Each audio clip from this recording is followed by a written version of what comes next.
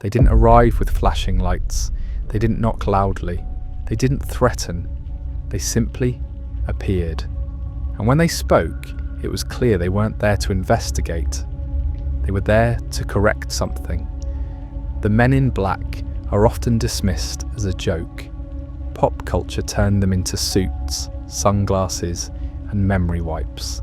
Something cinematic, something clean. But long before movies rebranded them, people across the United States were reporting encounters with men who didn't behave like men at all. They arrived unannounced, asked the wrong questions, used outdated language, and seemed deeply unfamiliar with basic human behaviour.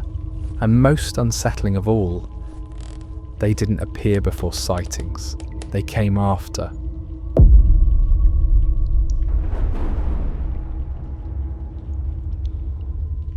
The earliest reports began surfacing in the late 1940s and 1950s, alongside the first major wave of UFO sightings. Witnesses would report strange lights, objects moving without sound, craft that defied known aircraft behaviour. Then days later, sometimes hours later, the visits would begin. 2 men, always 2, dressed in dark suits, pale shirts, wide-brimmed hats.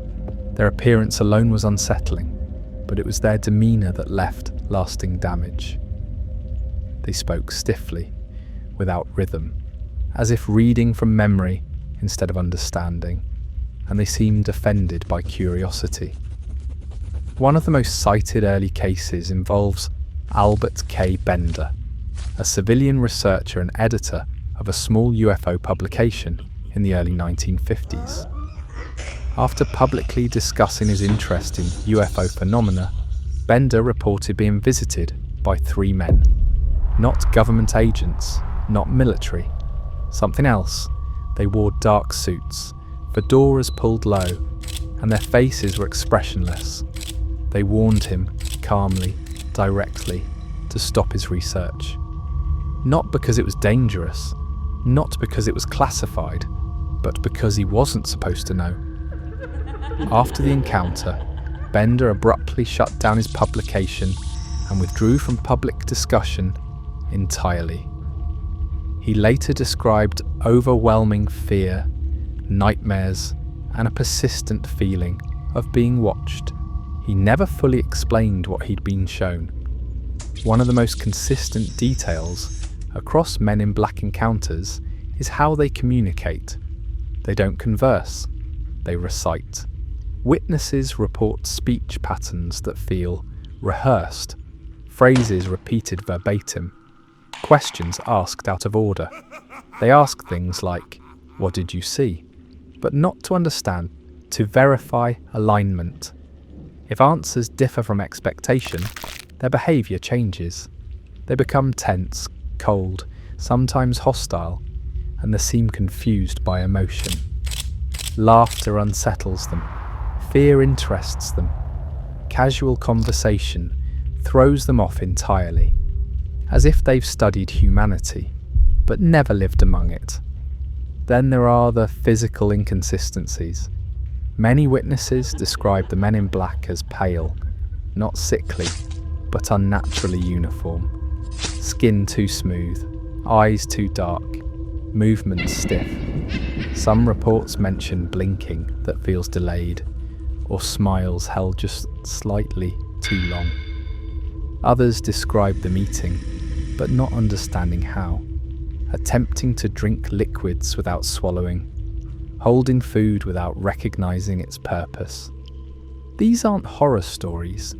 They're observational accounts, and they repeat across decades from people who had no contact with one another.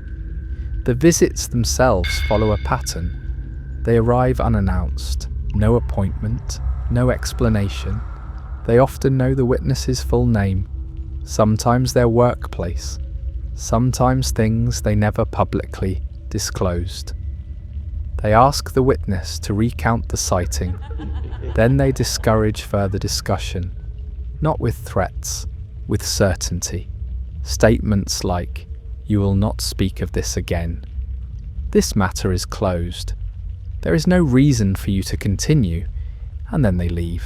No paperwork, no follow-up, no trace. It's easy to assume intelligence agencies, but many witnesses note details that don't fit. The suits are outdated, decades behind the era. The vehicles, often black sedans, sometimes lack visible license plates.